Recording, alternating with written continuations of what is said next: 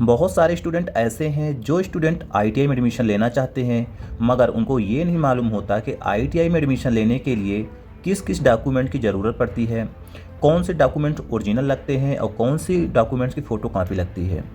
इन्हीं डॉक्यूमेंट्स ना होने के कारण बहुत सारे लड़के का एडमिशन नहीं हो पाता और उनका कोर्स छूट जाता है। बहुत सारे स्टूडेंट का डाउट ये भी होता है कि क्या इन डॉक्यूमेंट को कहाँ से बनवाते हैं, कैसे बनवाया जाता है और इनके फ़ोटो कॉपी कितने सेट लगाया जाता है। आप कहीं भी एडमिशन ले रहे हैं, गवर्नमेंट हो या प्राइवेट आईटीआई हो, गवर्नमेंट आईटीआई हो, सभी के लिए जो डॉक्यूमेंट की प्रोसेस होती है सबकी सेम होती है। तो आज की इस वीडियो में मैं बात करूंगा कि आप लोग यदि एडमिशन लेना चाहते हैं आईटीआई में तो कौन कौन से डॉक्यूमेंट की ज़रूरत पड़ती है, यानी कौन कौन से डॉक्यूमेंट्स का आपकी रिक्वायर पड़ती है। चलिए बात कर लेते हैं सबसे पहले कि आपके लिए डॉक्यूमेंट सबसे इंपॉर्टेंट कौन कौन से हैं। सबसे पहला जो डॉक्यूमेंट है वो है 10th की मार्कशीट। दोस्तों, जैसा कि सबको मालूम है कि आईटीआई में एडमिशन लेने के लिए 10th की ज़रूरत पड़ती है, यानी 10th पास स्टूडेंट ही आईटीआई में एडमिशन ले सकता है। तो 10th की मार्कशीट होना आपके पास बहुत ज़रूरी है, वो भी ओरिजिनल, यानी जो भी आपके पास मार्कशीट है ओरिजिनल होनी चाहिए और उसमें जो डेट ऑफ बर्थ है, आपका नाम है, आपके पापा जी का नाम क्या है, जो भी नाम है आपके आधार कार्ड के नाम से मैच होना चाहिए, यानी आपका मिस मैच नहीं होने चाहिए। सबसे इम्पोर्टेंट क्या होता है, सारे स्टूडेंट तो मार्कशीट होती है मगर उनका स्पेलिंग गलत होती है नाम में, या डेट ऑफ बर्थ गलत होता है, या फ़ोटो गलत होती है। तो उस टाइम पे डॉक्यूमेंट्स जो वेरिफिकेशन होता है तो उस टाइम पे उनका रिजेक्ट कर दिया जाता है और एडमिशन कैंसिल हो जाता है। तो ये सारी चीज़ आप लोग ध्यान रखना कि यदि आपके पास 10th की मार्कशीट है, जो 10th की मार्कशीट में नाम है आपके, वो आपके वही आधार कार्ड में नाम में होना चाहिए। ये पहला डॉक्यूमेंट है। यदि आप 12वीं भी पास कर चुके हैं, 12वीं करने के बाद आप आईटीआई में एडमिशन ले रहे हैं तो आपको 12th की भी मार्कशीट लगानी पड़ेगी। हाँ दोस्तों, यदि आपका 12th कोई भी बोर्ड हो, कोई भी यूनिवर्सिटी हो, कहीं से भी आप 12th पास किए हो तो आपको 12th की मार्कशीट देना पड़ेगा वहाँ पे, वो भी आपके ओरिजिनल लगती है। जब डॉक्यूमेंट वेरिफिकेशन होता है 10th की मार्कशीट, यदि आप 12th पास किए हो तो 12th की मार्कशीट ओरिजिनल होनी चाहिए। ये दो डॉक्यूमेंट बहुत इंपॉर्टेंट हैं। जो 10th की मार्कशीट है 12th की मार्कशीट से सेम होनी चाहिए, यानी डेट ऑफ बर्थ, आपका नाम, आपके पापा जी का नाम सेम होने चाहिए। ये ऐसा नहीं कि 10th की मार्कशीट में कोई नाम और है या 12th की मार्कशीट में कुछ नाम और आपका कुछ और है। फिर इसके बाद जो तीसरा डॉक्यूमेंट है वो है इनकम सर्टिफिकेट। इनकम सर्टिफिकेट को बोला जाता है आय प्रमाण पत्र। आप लोगों के पास आय प्रमाण पत्र होना जरूरी है। इनकम सर्टिफिकेट आपके तहसील से बनवाया जाता है। यदि अभी तक आप लोग इनकम सर्टिफिकेट नहीं बनवाए हो तो आप लोग बनवा लीजिए। बहुत सारे स्टूडेंट के पास जो इनकम सर्टिफिकेट होता है वो अनवैलिड होता है, क्योंकि इनकम सर्टिफिकेट की जो वैलिडिटी होती है 3 साल ही होती है। तो आप लोग अपने अपने इनकम सर्टिफिकेट चेक कर लीजिए कि 3 साल अभी हो गया जिस दिन से बनवाए हैं या अभी 3 साल के अंदर ही है। यदि आप जिस डेट से आपका इनकम सर्टिफिकेट इशू हुआ है उसके बाद से अभी तक में 3 साल कंप्लीट हो गया है तो आप लोग नया के लिए अप्लाई कर सकते हैं और अप्लाई करके नया बनवा लीजिए। नहीं तो आपका वेरिफिकेशन जिस टाइम पे होगा तो उस टाइम पे आपको रिजेक्ट कर दिया जाएगा, क्योंकि इनकम सर्टिफिकेट जो होता है उसकी वैलिडिटी ओनली 3 साल ही होती है। तो ये चीज़ का भी आप खास ध्यान रखना कि आय प्रमाण पत्र आपकी वैलिडिटी के अंदर ही होनी चाहिए, इनवैलिड डेट पर नहीं होना चाहिए। फिर नेक्स्ट डॉक्यूमेंट्स, जो चौथा डॉक्यूमेंट है वो है कास्ट सर्टिफिकेट।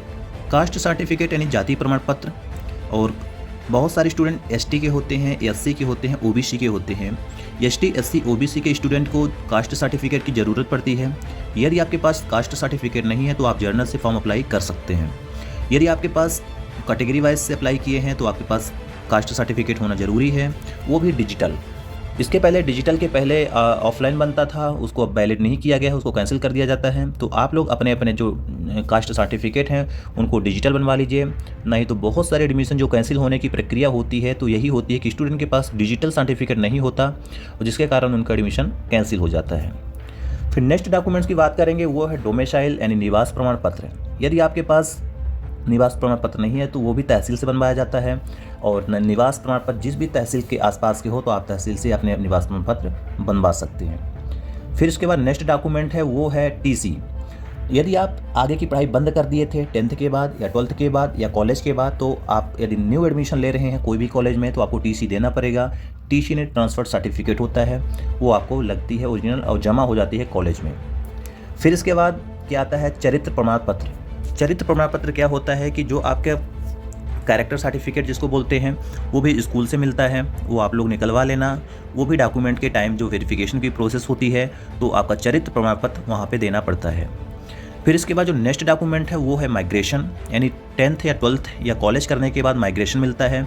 जो भी आप लास्ट पढ़ाई किए थे वहाँ से आप माइग्रेशन ले सकते हैं, और माइग्रेशन को भी वेरिफिकेशन के टाइम पे देना पड़ता है और वहाँ पे चेकआउट होता है माइग्रेशन। फिर नेक्स्ट जो डॉक्यूमेंट है वो है मेडिकल सर्टिफिकेट, यानी स्वास्थ्य प्रमाण पत्र। मेडिकल सर्टिफिकेट हर एक गवर्नमेंट कॉलेज में लगता है, प्राइवेट कॉलेज में एडमिशन के टाइम पे वहाँ पे नॉर्मल जो मेडिकल आपके सर्टिफिकेट होता है, कोई भी आप हॉस्पिटल से आप थोड़ा सा चेकअप करा लीजिए, वहाँ से मेडिकल सर्टिफिकेट ले लीजिए। फिर इसके बाद यदि आप गवर्नमेंट आईटीआई में एडमिशन के लिए फॉर्म भरे थे, इंट्रेंस एग्ज़ाम दिए थे, फिर उसके बाद आपका मेरिट लिस्ट पे नाम आया है, तो जो भी आप फॉर्म भरे थे रजिस्ट्रेशन की कॉपी होगी, वो रजिस्ट्रेशन की कॉपी लगेगी। फिर इसके बाद यदि आप फॉर्म भरने के बाद पेपर दिए थे, एंट्रेंस एग्ज़ाम दिए थे, एंट्रेंस एग्ज़ाम देने से पहले आपका एडमिट कार्ड आया होगा, वो एडमिट कार्ड आपका लगेगा। पेपर देने के बाद आपका रिजल्ट आया होगा, वो रिजल्ट की कॉपी लगेगी। फिर जब रिजल्ट आने के बाद आपको काउंसलिंग की रसीद मिली होगी कॉलेज के द्वारा, या कॉलेज अलॉटमेंट लेटर जिसको बोलते हैं, तो वो कॉलेज अलॉटमेंट लेटर की रसीद आपको देना पड़ता है। फिर जो लास्ट डॉक्यूमेंट है वो है आधार कार्ड। सभी को मालूम होगा कि आधार कार्ड बहुत इंपॉर्टेंट डॉक्यूमेंट है और आधार कार्ड ही ओरिजिनल होना चाहिए, यानी वेरिफिकेशन के टाइम पे आपका आधार कार्ड ओरिजिनल होगा तभी आपका वेरिफिकेशन हो पाएगा। फिर इसके बाद नेक्स्ट डॉक्यूमेंट जो है पासपोर्ट साइज फ़ोटो। सभी स्टूडेंट के पास पासपोर्ट साइज फ़ोटो वही होनी चाहिए जो फ़ोटो रजिस्ट्रेशन के टाइम पे, यानी फॉर्म भरे थे, रजिस्ट्रेशन किए थे, अप्लाई किए थे ऑनलाइन और फ़ोटो लगाए थे, वही फ़ोटो उनके पास होनी चाहिए। कम से कम 4 फ़ोटो डॉक्यूमेंट वेरिफिकेशन के टाइम पर होनी चाहिए। तो ये जो सारे डॉक्यूमेंट्स मैंने आपको बताए हैं 12 से 14 डॉक्यूमेंट, ये डॉक्यूमेंट्स ओरिजिनल होने चाहिए। ओरिजिनल के साथ साथ आपके पास सभी डॉक्यूमेंट के 3-3 सेट फ़ोटो कॉपी होना अनिवार्य है, क्योंकि जो 3-3 सेट फ़ोटो कॉपी होते हैं ये सबमिट किया जाता है कॉलेज में, यानी जमा होता है। वहाँ पे क्या होता है, बहुत सारे स्टूडेंट घबरा जाते हैं, उनके पास फ़ोटो कॉपी नहीं होता, इधर उधर परेशानी जाती है। तो जो भी डॉक्यूमेंट है तो इसको आप बनवा लीजिए। यदि आपके पास अभी कोई भी कमी है, सारे डॉक्यूमेंट्स आप चेक कर लीजिएगा, आपका नाम, डेट ऑफ बर्थ, पापा जी का नाम, माता जी का नाम सभी में सेम होना चाहिए, अन्यथा आपका भी डॉक्यूमेंट वेरिफिकेशन रुक जाएगा। इसके अलावा कुछ भी आपको डाउट लगता है तो आप लोग कमेंट कर सकते हैं, कमेंट बॉक्स के माध्यम से आपको मैं बता सकता हूँ। मिलते हैं नेक्स्ट वीडियो पे। जय हिंद, जय भारत।